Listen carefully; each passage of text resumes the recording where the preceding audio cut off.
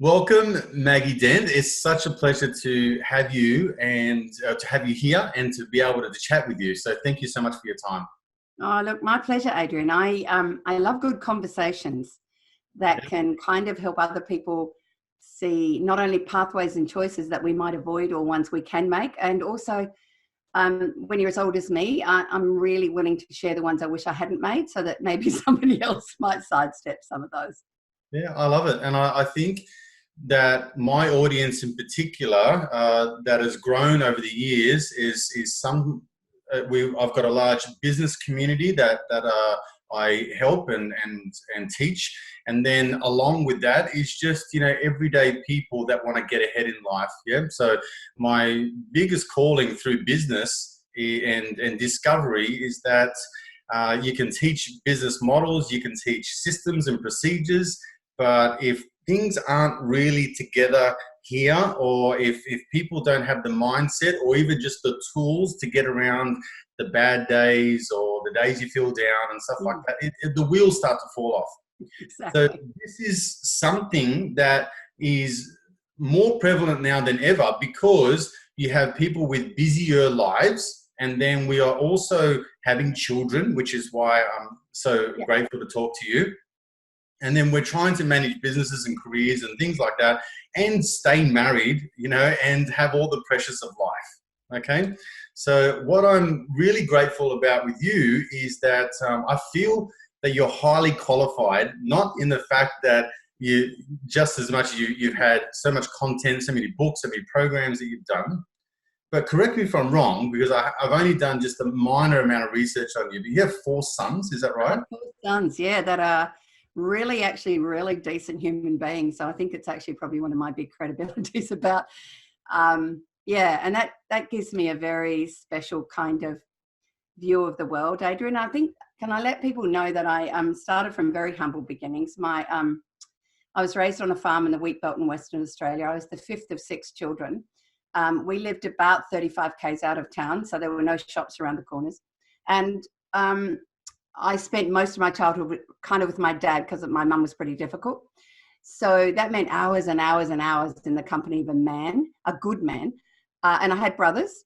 So it took years for me to realize that I found it more difficult to communicate with girls and understand girls than I kind of did boys.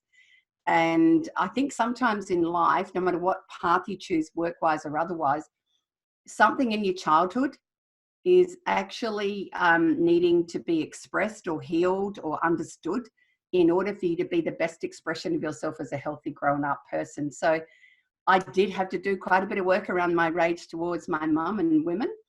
I'm safe now, ladies, I'm safe.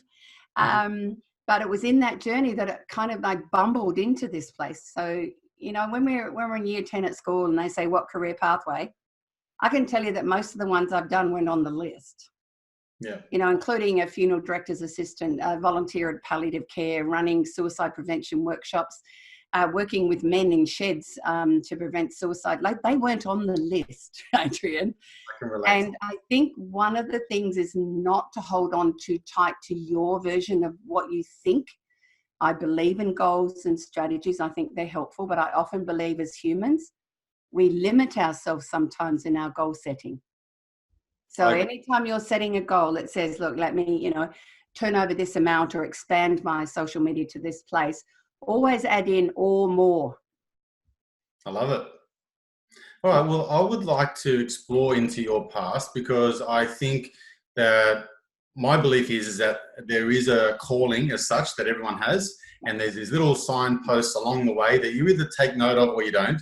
And sometimes, if you don't take note, they just get louder and bigger and more bumpier and what have you. So, I would like to know how you come to this point, and what were maybe the changes or the catalysts that made you think, hey, all those things that weren't really on the list are now there, but I'm taking note, and now I'm just going to go down this path. How did that come about? Yeah, look, it's a really good exploration, especially for those out there who have got tweens and teens now, who are also thinking, oh, how do I guide them into a worthwhile pathway in their life? Because things have changed significantly. So I was quite bright, so I went to university, and I wanted to be a journalist, which is really so funny because I do so much writing now. I had a really, really traumatic transition to university from a country kid to the city in Perth. I had some awful things happen to me very early. I was mugged in an underpass, my bike, my things stolen. I saw people shooting up at a party, and I'm a country kid. I hadn't even, drunk people was about as bad as it had got. And I started to feel the world was pretty unsafe and scary. I also had crushing low self-esteem still. Even though I had a healthy boyfriend, I played basketball, I'm quite clever. I ticked all the boxes, but inside I hated myself.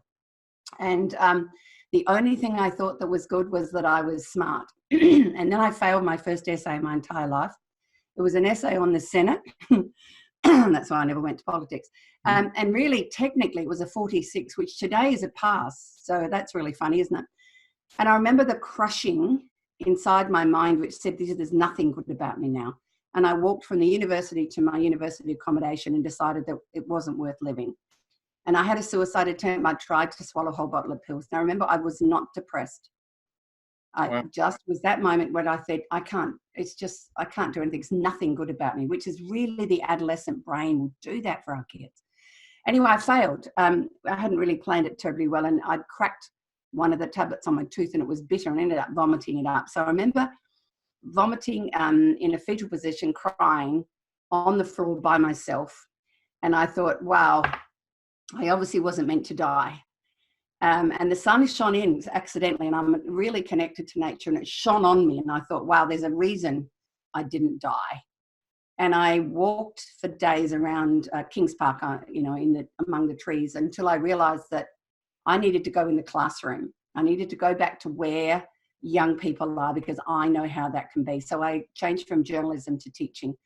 And from the get-go, I couldn't believe you could get paid to have that much fun. Mm-hmm. I understand troubled kids. I understand ratbag boys. And it was my place. And as you said, before my intensive breeding program, it was just, I didn't want to do anything else.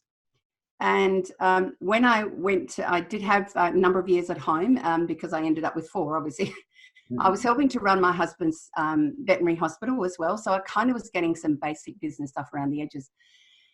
And then when I eventually went back, it was probably, I decided I couldn't be a full-time English teacher because there's too much marking. So I became a relief teacher, which means I was the relief teacher everyone wanted because she's the fun factory, turns up.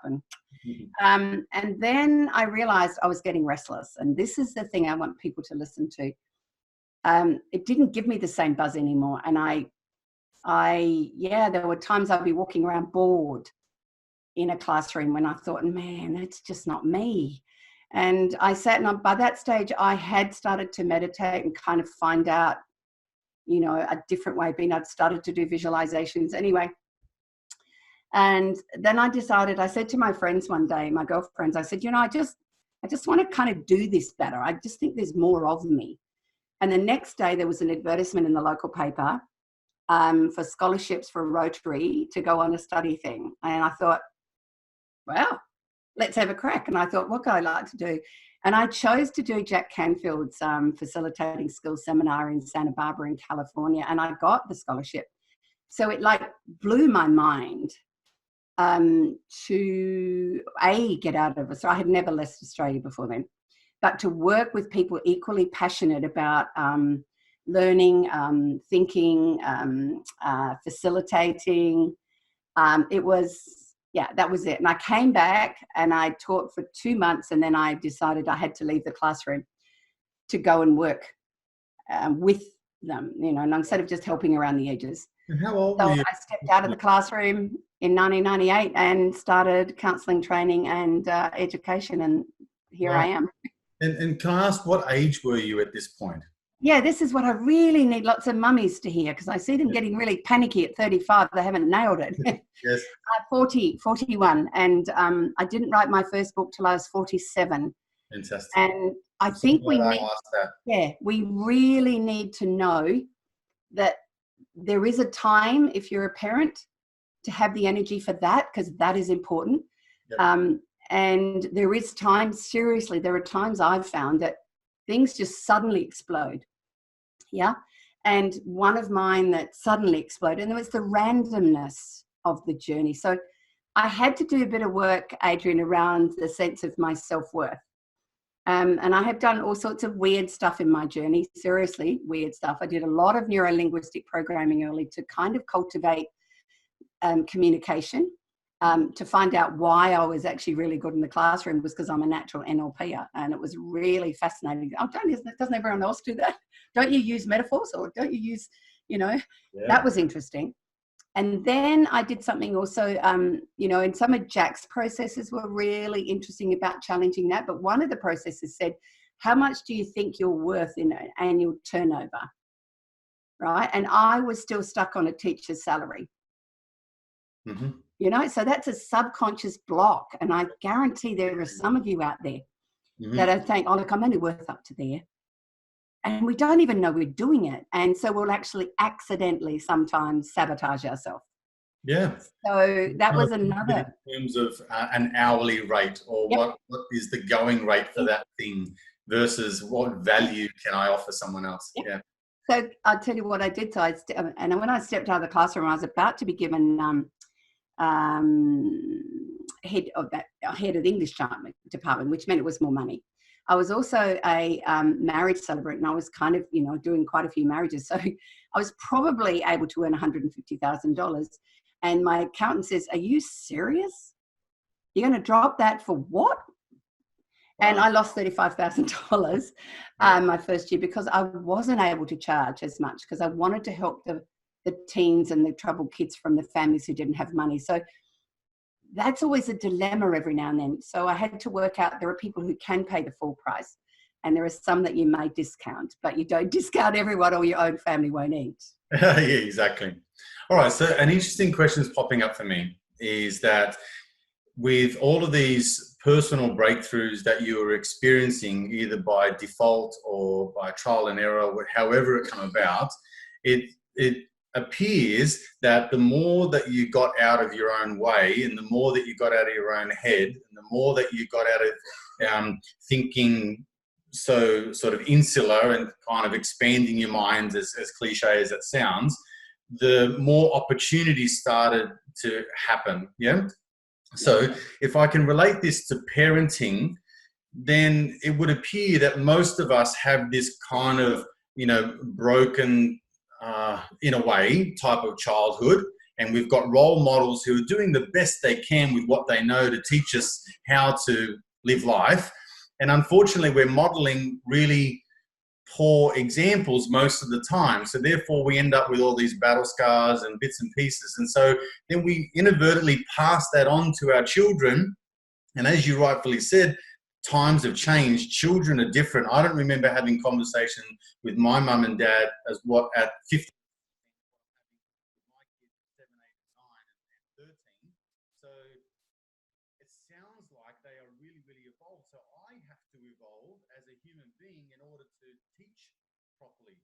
So my question, in a long-winded way, is part of the challenges that we have with children, whether it be tweens or teens or whatever, is not really a reflection of their inadequacies or their faults, but more of ours. Adrian, your volume just dropped down a bit, so can you repeat the question for me? Have you touched your volume there? Right. Okay. So is when we're talking with the challenges we're going through with our children, okay, so children have changed. The way that their thinking has changed, and so therefore we are trying to solve problems with answers that we don't have. And what we inadvertently do is project our flaws onto them, and then we have a fight against what's right and what's wrong and what you should be doing at your age. But we haven't resolved a lot of our own issues to deal with the challenges that we're facing with children. Am I on the right track? Absolutely. And also what we've done is we've changed the accepted way of parenting through fear, punishment, control. We have endless amounts of research to show that that's actually not as, you don't actually have to do that to children. And many of today's parents are coming from that scar. That you do as I say, and if not, this will be the consequence, and it will be. So in other words, we use a lot of fear. the research is overwhelmingly strong that says you do not need to do that, and you can still raise really capable young people. And it's interesting because I came from an abusive alcoholic background. And so it was kind of, and my wound came mainly from my mum. So I had to do a lot of work around that story. And it is a story, right? Because my mum did the best she could. She came from a really large family in Sydney that was complete poverty driven. And I needed that insight to see. My story was she didn't love me. And what I really realized was she gave me everything she had. She just didn't have much. As soon as you do those mind shifts, I think, and that's the challenge, isn't it? And one of my really best friends, Dr. Vanessa LaPointe, has written the latest book, Parenting Right from the Start. And she explores that we don't only bring what we had in our childhood, we tend to bring our ancestral line in as well. So that just really flips us out. But I think what parents need to know is the basics still are the same. That the more strongly attached and loving and safe our children feel, the absolute better their trajectory in life.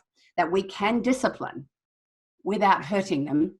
And it's not easy. It's a day-by-day job and it's exhausting. But the bottom line is we are consistent. And when they do need boundaries, there's no question. One of my favorite metaphors is the one that says, oh, you just need to give your kids roots and wings. Well, that's true. But if you give them too much roots because you control the heck out of them, you're hovering over them and you won't let them, they never grow wings to fly. But if you don't give them enough boundaries, they fly off cliffs.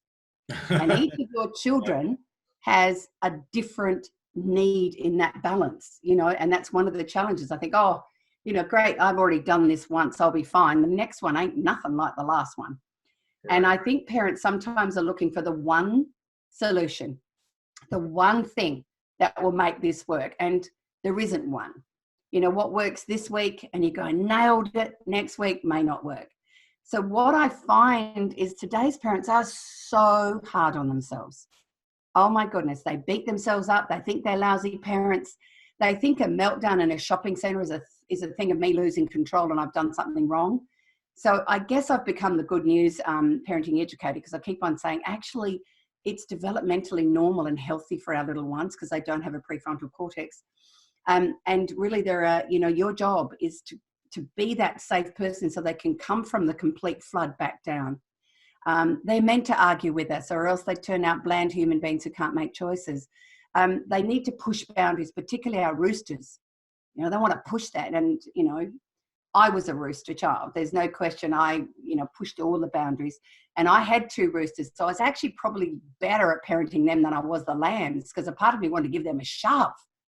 Right. So our innate temperament and our innate experiences shapes the responses we often make. If we respond from a calmer place, we respond. But if we're coming from a stressed place, and remember, there's a lot of reasons why we're stressed, we react. And react will go back to your autobiographical memory tending to be. So, and I think that's, I think that's an accidental thing, talking about building it, because I'm an accidental parenting educator. That was on my list. Mm-hmm. After I'd written a couple of the books, I kind of got really good feedback that said, gosh, they're easy to read. They make sense. It's made a really big difference. I was working in some of the remote communities where there's not much money. So they can't buy books and a lot of them have low literacy. So I thought middle of the night, always listen to the middle of the night thoughts. Middle of the night, I thought, why don't you just do short videos about some of the important things? Stick them up on YouTube for free. So we can help the parent who can't read. We can help the parent who has low literacy. We can even help the dad who's in prison. Like, you know what I mean? At the end of the day, we all want to be a more loving and effective parent. And so that was kind of way before anyone else was doing it. I think there's nearly 100 on there now. And every now and then I'll run into maybe a dad at one of my dad's only seminars. Mm-hmm. Recently there was one in Perth. The guy's in his high-vis suit, right? And he's come up to me and he's dropped a few F-bombs as he's talking to me, going how amazing I am, because he said, my dad was an asshole. He used to hit us all the time. And every now and then my dad was coming out in me. I love my missus and I love my kids. I don't want to be that dickhead. And then one day, one of the guys at work said, have you seen Maggie Dent's videos? He said, I watch them every smoko now. Right. And, every now and then you come out, not my dad, and my missus she's just so proud of me. And he's got tears in his eyes. And that's when I realized that I never stepped onto this pathway to make money or become famous. I stepped onto this pathway so I could help parents in those moments. And if I could do it without costing a cent, that kind of was a win. So that's kind of one of those reasons. I accidentally had an idea that wasn't happening. And I had to talk to my team in the background saying, can you just, oh my God, the first ones are so shocking. They're just on my computer. They're so bad. Yeah. And the later ones have got better. Yeah. All right. So is the first thing as a parent, because I can very much relate to not just the outbursts of children in shopping centers, but me. Like I've had outbursts and meltdowns, in the middle of Schönbrunn Palace, in overseas. Like I lost it. Like it was, and I've done that several times. And a lot of the anger has come out, and a lot of the kicking and screaming, and throwing shit around and doing all of that stuff, right? So I found the first step for me was the inner work on coming from that peaceful place, as you said, and sort of switching off all the buttons first, because you're just a better human being in general when you're calmer. So I want to talk to you about anxious kids and anxiety and depression, because you and I didn't grow up with technology, and I know that you're senior to me, but not by much. But even for me, I didn't get a mobile phone till I was 17 or 18.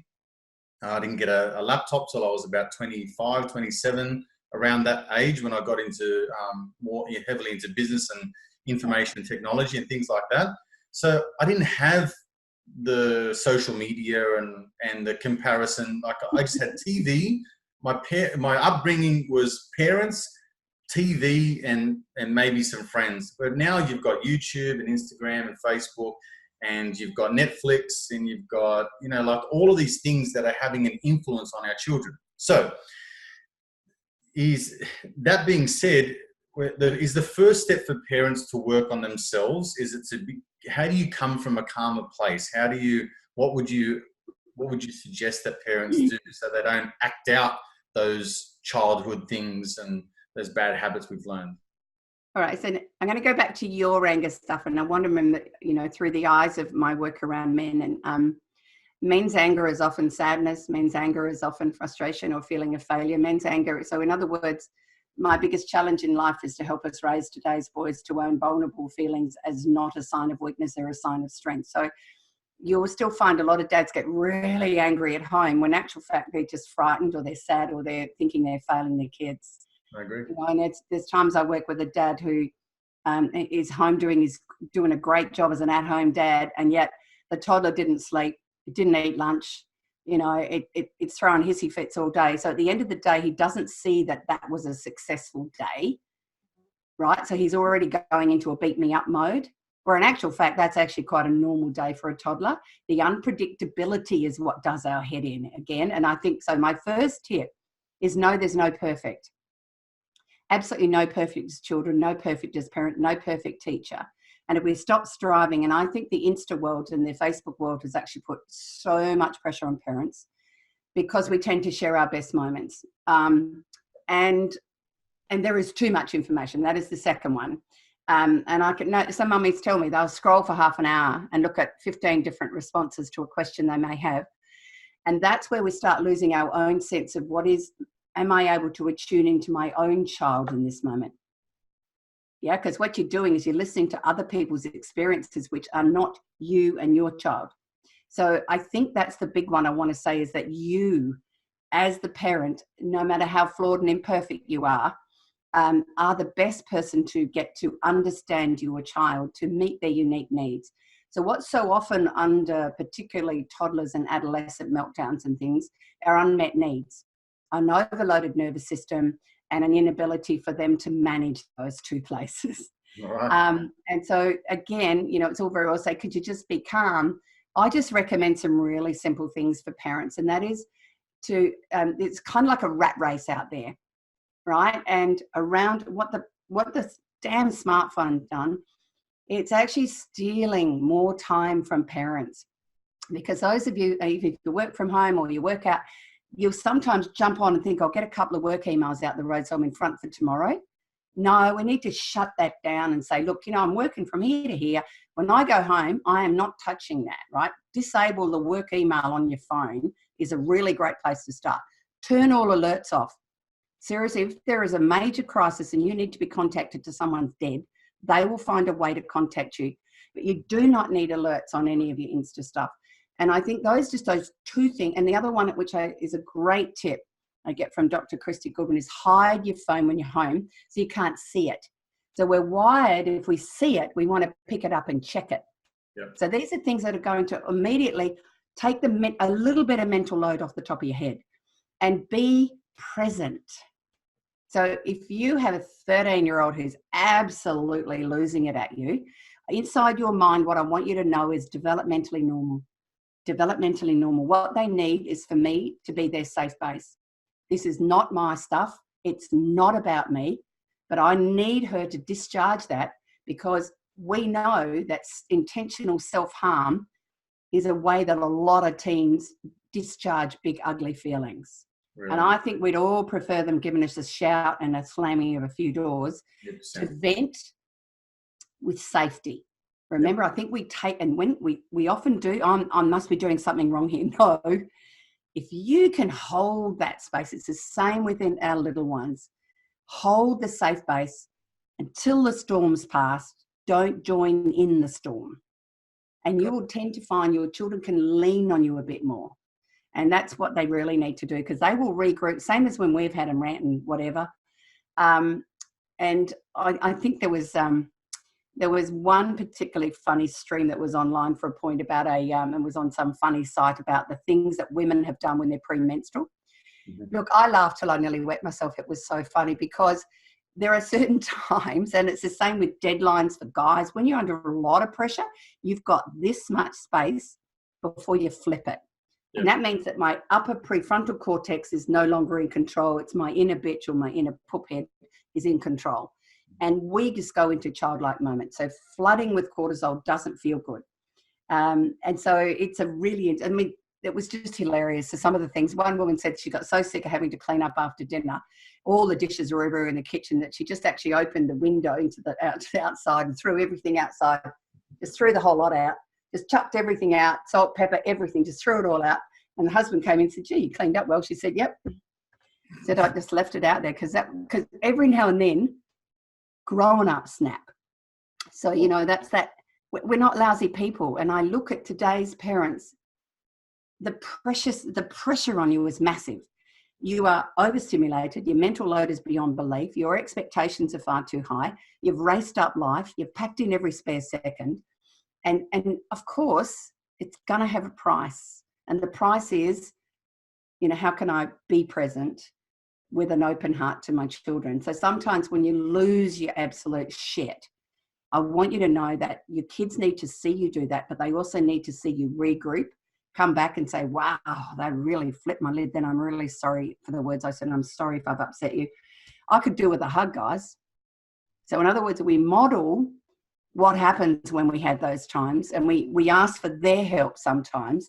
You're modeling to them how relationships work, that you don't have to be perfect. And I think I'm a huge believer in the fruit and nut chocolate in the main bedroom. That if you can dive in there before you do that, lock the door and smash it, because it really is a health food, you'll get a kick of serotonin that can bring you out calmer. Yep. It's just, those things, you got to hide some really seriously good serotonin fixes. After this and stocking up. Yeah. No, it's little tiny things. So for me, I'm lucky because I'm part bloke. When I'm about to lose it, I have to go for a walk. First, I'd go outside, and if that didn't work, I'd walk around the block. And the boys can tell me the 4 or 5 times that I had to walk around the block twice. Man, she was really shitty. Yeah. Because, my history with my mum meant a belting. Yeah. So I had to really, really consciously make a different choice and practice that choice. And even today, if I'm over, sometimes there's too much pressure, too many media things, and I've got to sort my head out, I'll go for a walk. Yeah. So a walk is one of my allies. I think we've all got to sit down and say, what are the things that regroup me? Because it's not that for some people. but you know, one of the things I think people think, I've just got some time on the couch, I'll scroll. I'm going to tell you that is so not relaxing. Counterproductive, yeah. Yeah. And if you see something else nasty, or another image of a burnt out house, or we've got another catastrophic firestorm coming, or there's been floods in Queensland, it triggers you.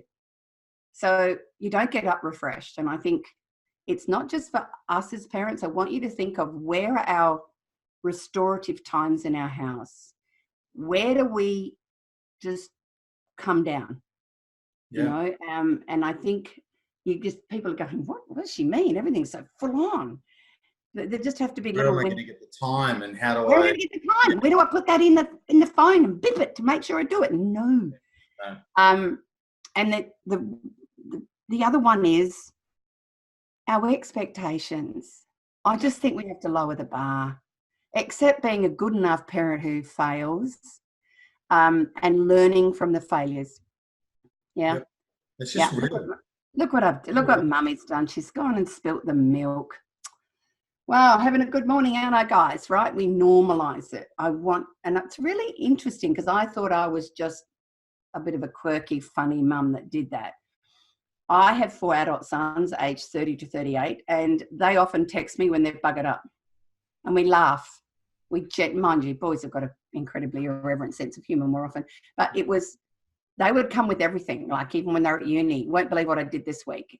Whereas I know a lot of boys who would never be able to share bugger up moments, because they're going to get the lecture of why did you do it, and you need to be so stupid and you need to be more careful.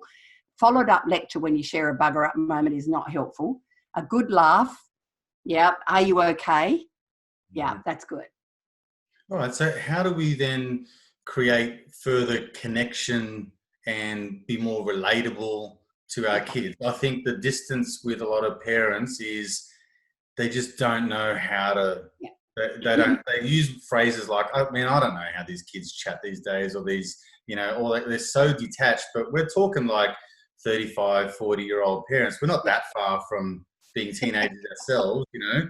And so the connection, from what I just gathered from your answer there, is huge, especially with I've got 3 boys. So to me, connection with boys is high on my radar. Open conversation, hugs and kisses, and playfulness and all that kind of stuff is actually a huge value for me. So every time that need gets met, my values are getting served in a huge way.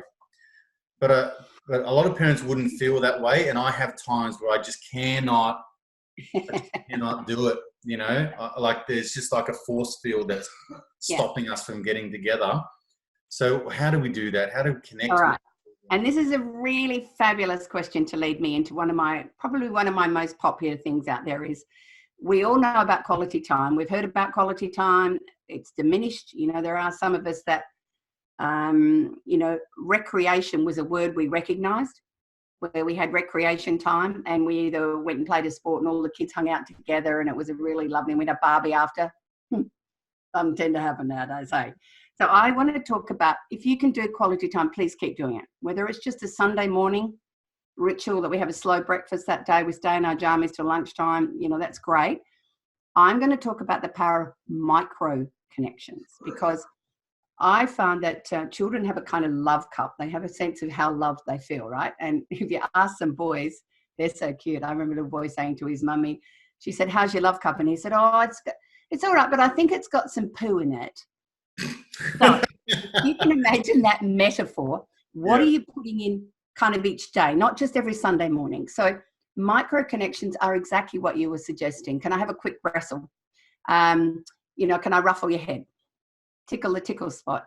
Every time you walk past your child, sometime, obviously not a teenager if they're a bit crabby, but can you just touch their shoulder? Just start that tiny habit. Every time you do that in a loving way, you're putting something in there. It's the winking at them. You know, winking at them if you can see them. I also suggest, you know, if you've got a collective circle of friends who all have kids the same age, can you have a conversation, say, look, if you see my son at sport or at a school assembly or something, I'll give you permission to give him a wink. It works with girls as well. So you can wink from a distance. I'll go, whoa, he saw me. But don't wink at random children. Yes, of course. Totally not acceptable. No. And then there's things like the bedtime ritual. It's not every night of the week, but what we know is that familiar rituals that are small absolutely nail it every time. So my favorite ritual, which I once again, it was started because there are boys who don't think they feel loved, want to get a numerical sense of how big your love is. So my favorite is I love you more than every star in the night sky. I love you more than every grain of sand on every beach in the whole world. And I love you more than all the hairs on all the bears. It's a huge number. But what we find for children, if you start to do that, they'll personalize it. Like some little girls come down and say, Mummy, do you love us more than all the hairs on Daddy's back? Boys will say, do you love me more than all the bums on all the fishes in the whole wide world? So what it then becomes is a personalized bedtime ritual. And what we want you to do, not every night of the week, seriously, because some nights it's going, of course I love you to the moon and back, don't go to bed. You've got to be in that space, right? And it's a couple of times a week is great. But what we want is kind of mum and dad, co-parents, but us grandies. So when you've got the bedtime ritual, grandies can use it as well. It taps into exactly the same space for our kids of predictability. So it's a really simple one. What are your farewell and welcoming strategies? Do you know what I mean? They're so simple, aren't they? My boys kind of very much love a good high five or a knuckles or something. What we find is that I was working when I was full-time counselling, I was working with a really sad little girl. And we'd done some drawing and I'd worked out in actual fact, there was, she was fine with mummy and her brothers and sisters, but something was going on with daddy. And so I gave her my magic wand and said, if this was magic and you could go abracadabra, what would you fix to make you happy again? And so she sat there. This is just 4. And then she took up the wand and she said, abracadabra, I just wish my daddy would play with me sometimes. Oh, wow. So she was feeling a disconnect from her daddy. Oh my God, nearly broke his heart. So every morning he puts a kiss inside her right hand. He has just connected microscopically a little more often, instantly happy girl again. So you can see it's about us. What can I put into that cup? Yeah, just little bits. And hopefully not with treats. You don't have to kind of, I'll give you a treat. This will make you feel you love me. Kids want connection. So it's the random chasey. It's the random hide and seek in the house. It's let's go and look for bugs. It just has to be small. Sometimes I want you to kind of jump on the couch if they're watching ABC Kids and watch a bit with them. With your hand around them and you don't have to be there that long. We often think they're going to trap me. That you say, look, I've got a couple of minutes. I just want to sit next to you because I just love you. And then I find that there's such a shift around how much more connected they feel. So I've done a YouTube video on it and there's also a blog and article on my website with lots more suggestions, but I'm going to say it's staggeringly important. Micro connections. I love it. I think there's such a huge reward for parents to do that. Yeah. Like doesn't matter how busy you are. It does look obviously, but and early in the conversation you said, we feel like shit parents because we've got this bar that we feel like we need to meet all the time. And we're really, like what I say to my clients is we are really good as human beings at of beating the shit out of ourselves, like beating ourselves up in our mind. So why don't we just use that in a positive way, just start talking ourselves up more, right? So, I have little techniques and things like that. But what that does, that little act kind of puts your little fist pump in your own mind, like, I've got a connection in, and that obviously it doesn't happen all the time because I try and connect with my kids sometimes, and I'm not interested at all. So they're like, that's their thing. All right, you got to choose your moments. So that is a high payoff both ways, which I really love. Okay, I know your time is precious, but I want to find out what makes a calm child, and I have a feeling that it's kind of the same because we're kind of like. Kids in big shoes, basically. So, but today we've got so much distraction. We, as mums and dads, are very, very busy. Like you said, we're cramming everything into every day. There's no shops closed at 12 on Saturday and Sunday's just a rest day. And we don't like emails. Everyone owns us, all that kind of stuff. So what makes a healthy and calm child. And I guess maybe a couple of suggestions that maybe cover 5, 6, 7, 8, 9 into the teens. My kids are nearly 8, nearly 9, nearly 10, and nearly 14, right? So Woo! it's a good Yeah. mix. Yeah. Okay. Anyway, I'll leave it to you.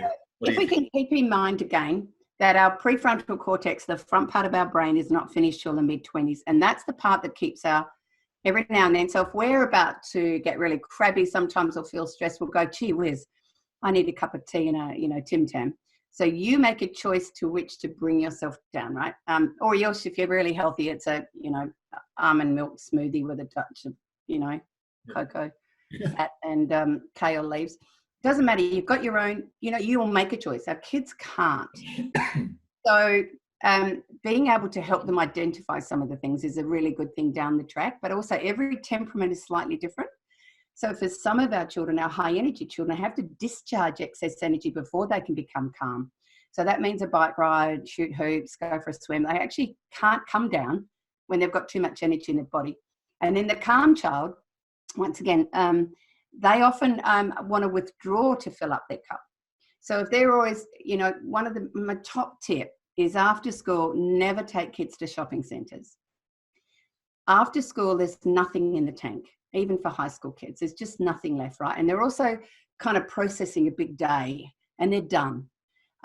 So our expectations are, what do I know restored them, right? And it doesn't matter what time of year, I'm going to say, be very careful of how much extracurricular activity you also put on their plate. And when you start that, do you know what I mean? So there are certain times of the year it works better than others. And winter's not a good time. Getting home in the dark, having picked some kids up, you've got tired, probably hangry kids, your opportunity to create a really calm, nutritious, wonderful meal with broccoli and things, and then the bedtime ritual, and then we're going to read and you're going to get your homework done. Nah. Can you see, once again, we're already taking exhausted, tired children and we're making it worse, expecting them to come home and be calm. Yeah. Okay, so around home, my best ones, again, there's no question, your physiology and the tone of your voice are enormously important. Doesn't matter how tense you are, if you can keep the tone low, you will de-escalate. Each of your children has a slightly different thing that can benefit them. Some of them absolutely love you coming behind them and doing the tickle spot high up. Others hate it. Some of them, and I think quite often I go back to the 5 languages of love and work out which is it that's my child's most significant need. Because if they need some time with me to chat, I'll have them help me in the kitchen while I'm cooking dinner, and they'll be asking a million questions of what I've done all day. That often brings them down. The one who, once again, just really needed you to give them a hug, probably had the hug and they've moved on. So there is everything a little bit different. And I think with school, once again, my challenge is what organisation can we do gradually during the evening so the morning is a much smoother takeoff. Everything in the same basket, the same pile, we know boys are hopeless at finding anything. I remember one of my 9-year-olds coming to me and asking me where the socks were. And I said, we've had the same sock drawer for 15 years. I'll probably try there. When I figured they can stick it at the end, I actually just, helped them stick it at the end of their bed. And by year 3 or 4, they needed to stick it at the end of their bed. And I'd pop in and go, gee, aren't you wearing socks tomorrow? Mm-hmm. So realizing that they aren't little adults in children's bodies, even at 18 and 6'4". They have children's minds. So predictability, the predictable routines, the kind of predictable things that you're going to do or say are huge. Change triggers stress.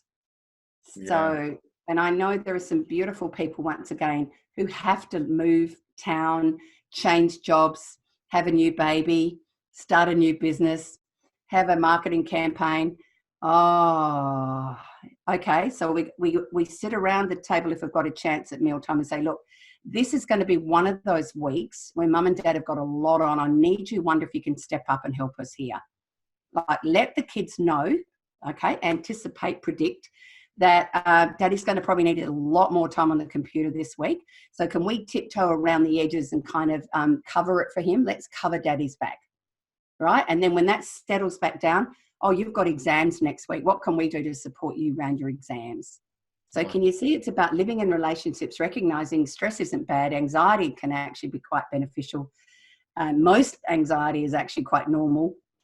It's when we have red flags and unhealthy anxiety that we need to pay attention. But can you see again, when our kids see us calm, see us a bit stressed, we need to let them know, hey, I'm chilling tonight. My feet are up. I'm watching Bluey on the TV. Who wants to join me? Yep. Does that make some sense? You know, Look, predictability is huge. I love it, because I think the huge message that I'm receiving as a parent, I have a high expectation of myself. Yeah. I have this overwhelming thought as a guy, and I'm sure ladies feel this way as well. It's like, man, I'm nearly 42. You better get a move on. You know, like, kick those goals. You know what I mean? Keep, like, I should be further along in my own mind. Like, I have that kind of expectation, right? So these are things that I work on constantly within myself. But what I love about your message is, and it's very similar to mine, I tell my clients to find ways to empty your cup. Otherwise, you'll experience this emotional spillover, and there's no way that you can operate effectively or efficiently when you're already, like, you know, there's nothing in the tank and you got your foot down to the floor. Like, it doesn't work. It's like revving a car out in first gear and just wondering why it blows up. It just so anything that we can do to refuel, re-energize, calm ourselves down, get a little joy, a little bliss, a little calm, a little tranquil, a little sexy, a little whatever it is, like, that is excellent for us. And then the other thing that you said is that our energy reflects and intertwines and entangles with our energy of our children, and vice versa. You know, little Johnny's got the shits and he's in that foul mood again, and all of a sudden I'm triggered and I'm in the foul mood. Now we're in the foul mood together, right? And then all of a sudden, you know, everyone else walks into this tense home life, and we're all at each other's throats within seconds. You know? I think there's two things I want to throw into there, Adrian. And one is that, yes, that's exactly that. A, personalities particularly have that mindset. I should be further ahead and I'm not, you know, and I like you to use the reframe. And the reframe for me was, I am exactly where I'm meant to be right now. This is good. And then the second thing around that was, and this is something this is going to sound a little bit hoo-hoo, but I believe we've got a sacred masculine and a sacred feminine, every single one of us. So there's two ways that we function from there. And I ran the masculine for years, which was demanding and commanding from the world, striving, driving, pushing, you know, out there, what's next. And then suddenly the other side of me was awakened with one workshop I did that said, how about we just allow the universe to deliver some of it to us? Let us just receive. And I can tell you now that I have a wonderful team. They've been with me quite some time. I'm not the easiest person to work with, because I absolutely believe that they need to have autonomy and they have their own passion and they share things. And I don't need to know everything they're doing behind the scenes. I'm the big picture person. I love to write. I love to present. I love to be a messenger. You do all the other stuff. I don't even want to know what's going on there. But the second thing around it is you have to absolutely trust within yourself that pushing is actually not going to bring you the same as that place of letting yourself pause. I think you'll find, so it's kind of like you push up the river. It seems logical when you're, you know, in a hurry. But in actual fact, it's this surrendering and allowing it to come to you in an easier way. Like, there are times, and I've sold a few houses over the years, and I've talked to the real estate agent and I said, look, I want you, this is crazy, I want you to visualize that this sign says sold every night before you go to sleep. And they look at me like I'm some loopy. And I said, I believe we can vision and kind of help things energetically come. Anyway, this guy could not believe it. Flat market, had 12 people through on the Sunday, it was sold by the following Monday. And I think sometimes we get stuck in our negative visioning of ourselves, Adrian, and I should be further ahead. No, actually, this is perfect. And I'm going to have faith that where I need to be next is going to kind of appear when it's ready. So it might not be the week I demand it to be, because that's what my diary looks like. And so every now and then, those spaces that you have, let those be the spaces that you go for that walk, or you do your meditation, or you just go fishing. That's when that amazing higher self, or our wise counsel within, creates the absolute gem of what is next, rather than it being something, you know. And I bet some of them expect you to give them the gem, Adrian, because you've got all of it. You've been there, but you aren't them. Yes. So we guide them into positions of possibility. But I do say you need a bit of both. You know, there are times when I'm on a long speaking tour, I need my masculine to get through, seriously. But when I'm in creative mode, I might write for 2 or 3 hours, and I have to walk for an hour in process and mindfulness mode. And I've spoken to some musos, and they're a bit the same. Like, it kind of comes through you. And you have to trust that every now and then you'll pick up the right book at the airport, right? The right book at the airport that gave you another idea, right? So you never stop learning is the other one. I'm 65 this year, and my boys keep saying, Mum, when are you going to retire? And I said, God, I love learning. I don't know if I ever will. And that's something I'm a bit worried about. We're not doing as much in our school system as we did before, that curiosity. So stay curious, stay open, and have absolute faith that you probably have exactly what you need for the next step, even if you can't see what that is yet. Absolutely. I love that. Maggie, I feel like I could talk all day to you.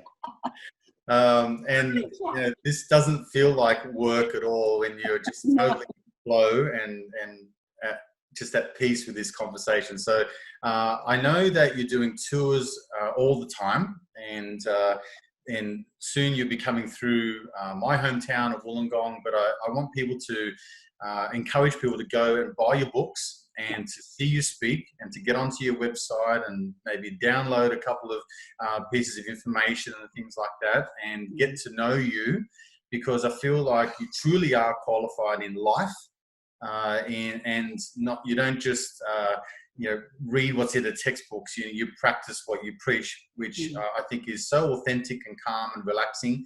And I just truly want to thank you for your time today. So thank you. And Adrian, can I just throw in the ABC Parental as Anything podcast suggestion? Because the ABC created that last year. The second series is in operation. And what I loved about that is parents can listen together, sure, half hour. You can listen while you cook the dinner in the car.